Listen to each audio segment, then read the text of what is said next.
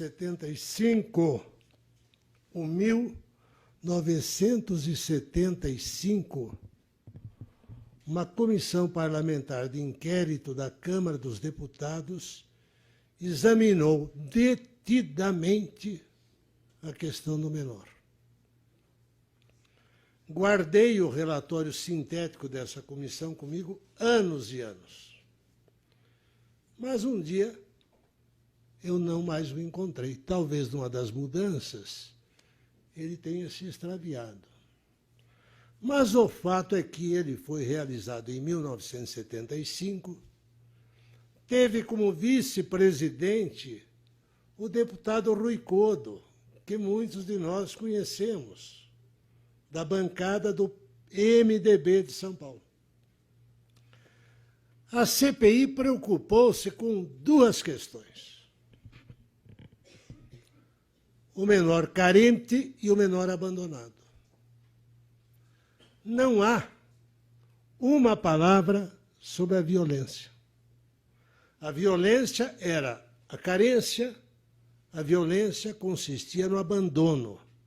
Mas não se falava numa onda de violências, nem foi isso que motivou a organização da Comissão Parlamentar de Inquérito.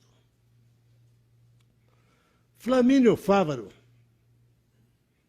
grande catedrático de medicina legal, autor de uma monumental obra que eu adquiri ainda ao tempo da faculdade, ao apontar as razões da criminalidade, ele citou a paixão, o alcoolismo, quase não se refere aos tóxicos e não fala em crimes cometidos por menores. Quando o deputado estadual, inspirado na CPI, eu e o deputado Flávio Bierrenbach instauramos uma comissão especial de inquérito na Assembleia Legislativa para examinar a situação da FEBEM.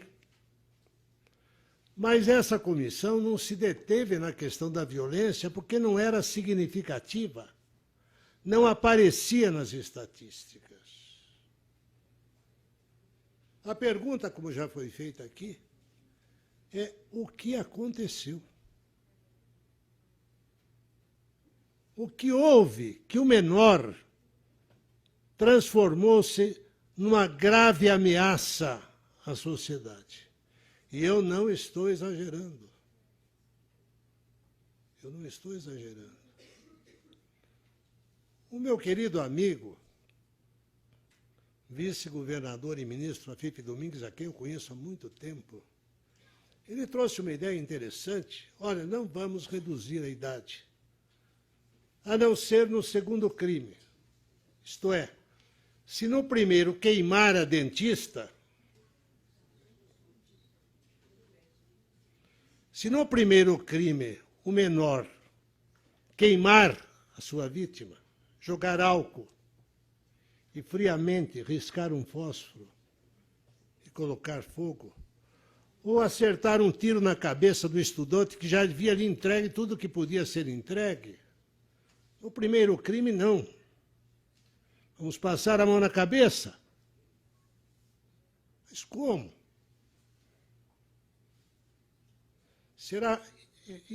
Isto será possível?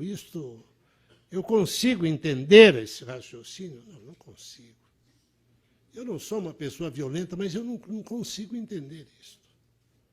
Porque há uma ameaça presente contra mim, contra a minha família, contra meus parentes, contra meus amigos, contra pessoas que eu conheço e que eu não conheço. De sorte que nós precisamos examinar essa questão com os pés no chão. Eu não posso tomar uma atitude utópica e adotar medidas utópicas. A sociedade, ela tem a obrigação de se defender. Por quê? Se um dos senhores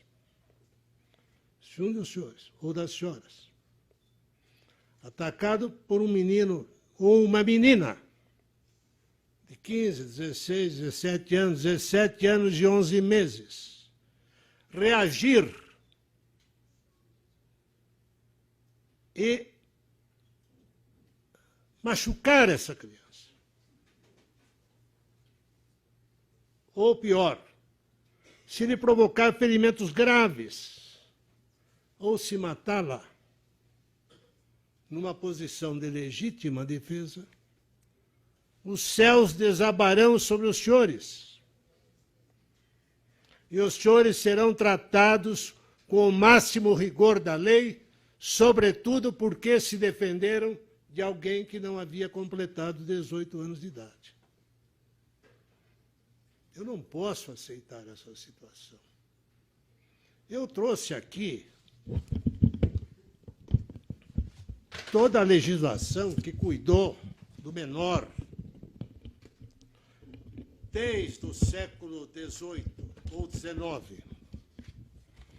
Desde o século XIX começou-se a pensar na proteção ao menor em local de trabalho e tudo isso evoluiu e foi e tal.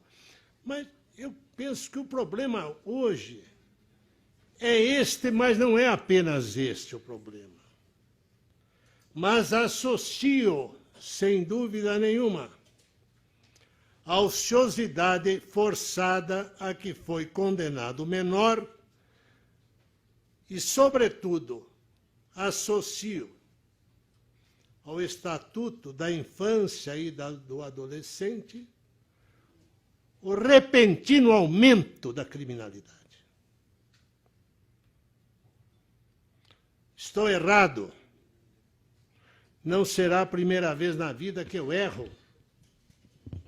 Nem tento convencer as pessoas que pensam de maneira contrária. Na idade que cheguei, eu não cogito mais disso. Eu estou expondo o que eu penso. E como vivemos, segundo se diz, num regime democrático, eu gozo da liberdade de exprimir o meu pensamento. E tenho a obrigação de ouvir pensamentos divergentes e analisá-los. Mas, obviamente, há uma associação. Se lá na CPI de 75 não se cuidava disso. Se lá na SEI, que fizemos na Assembleia em 1978 ou 79, não se pensava nisso. Por que é que, repentinamente, o debate surgiu e com uma intensidade nunca antes vista? Toda a sociedade hoje tem posição a respeito. E eu creio, pelos contatos que tenho com pessoas do povo, porque eu não vivo recluso, nos contatos que eu tenho com pessoas do povo, eu verifico esse sentimento de indignação e a cobrança por parte do Legislativo de alterações destinadas à proteção da sociedade.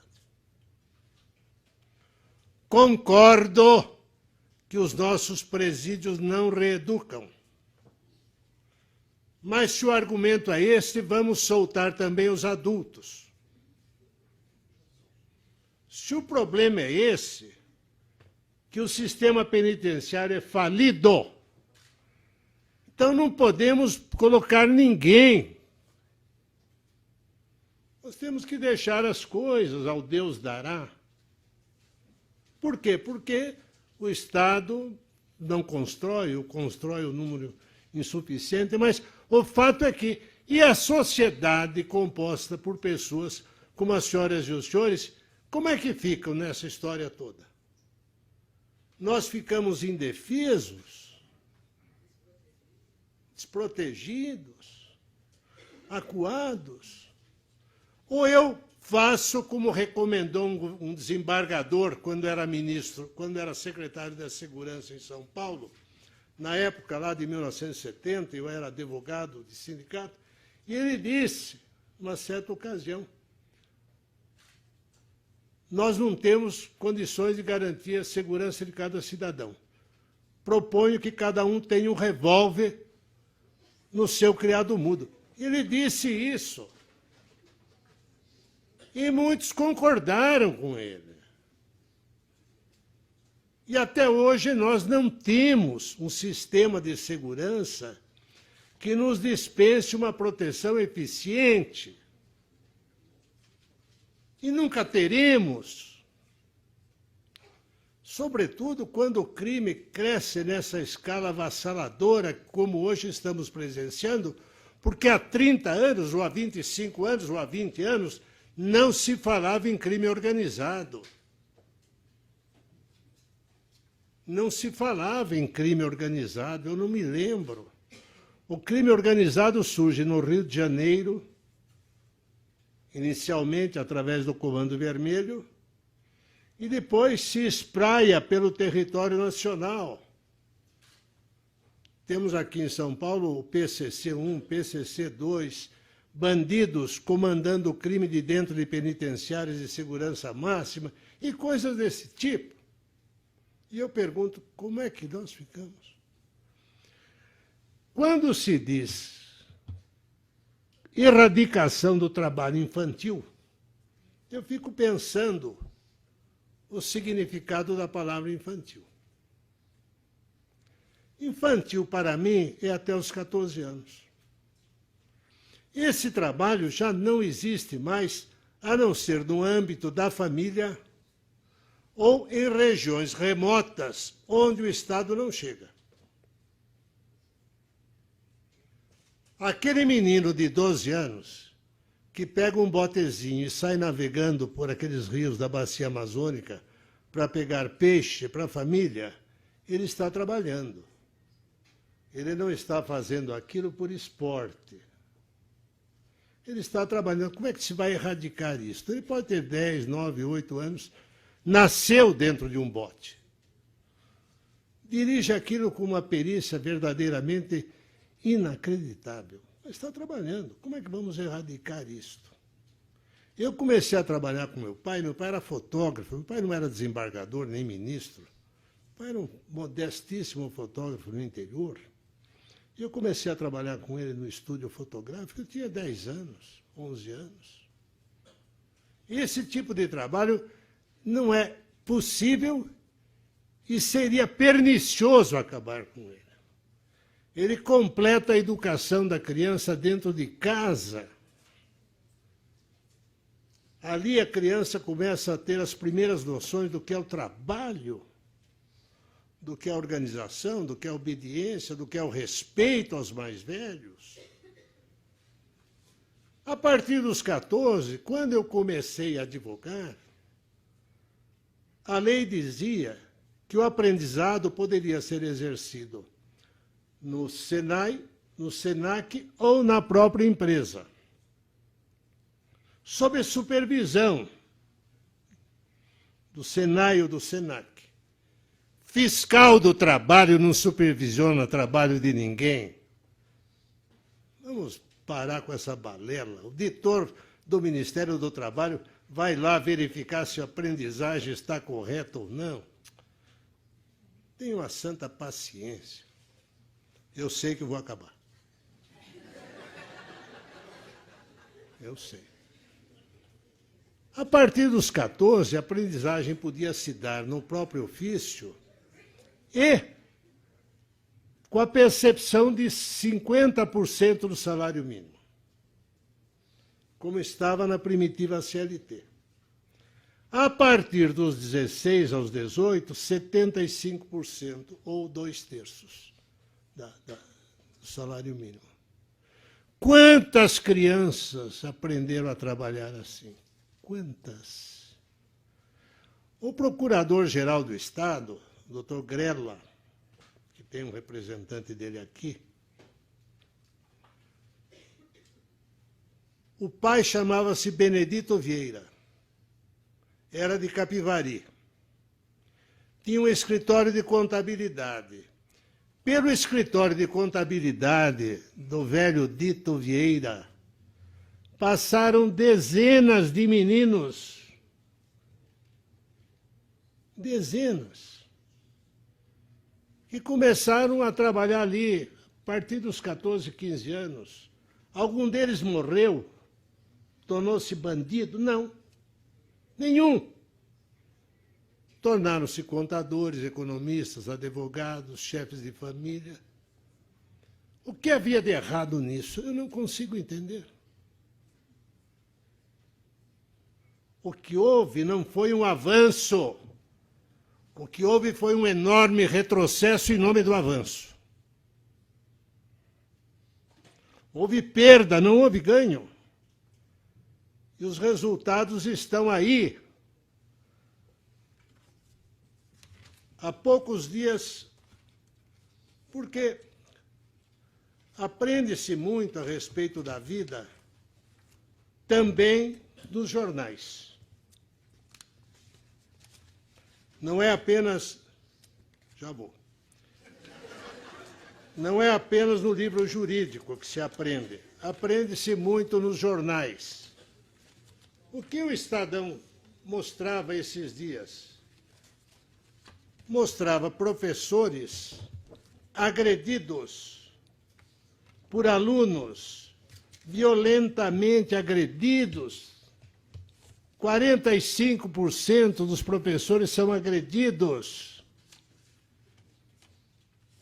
Quando um professor faz uma observação um pouco mais severa a um aluno, a mãe vai à escola para condenar o professor. Mas, ao mesmo tempo, o jornal mostra, o estado de ontem, meninas de 13 anos que engravidaram, tiveram filhos e vão morar com os pais, porque não tem como. Mas quem são também esses pais? Que condições têm de dar para dar? Há algum tempo atrás, o Correio Brasiliense falava do turismo sexual no Nordeste, ou de meninas se prostituindo nos postos de gasolina, a R$5, R$2, R$1. Então, não, trabalhar não pode, mas se prostituir pode. Como é que nós ficamos?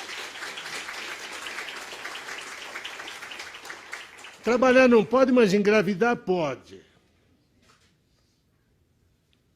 Convido os senhores a passarem pela Roberto Marinho e olhar as condições de vida nas favelas que ainda existem ali naquela avenida. Bem, eu não quero ser multado, não é? Pelo excesso aqui de tempo, mas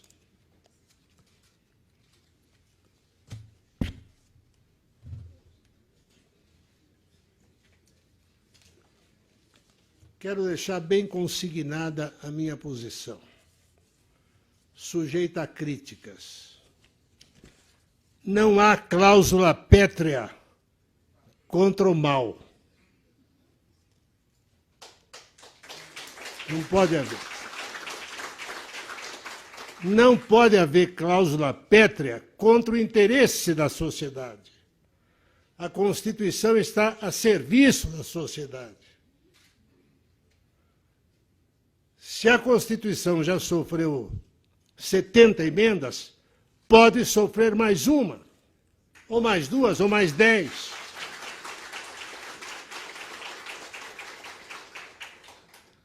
E o Estatuto, que assegura o direito de ir e vir a crianças de qualquer idade.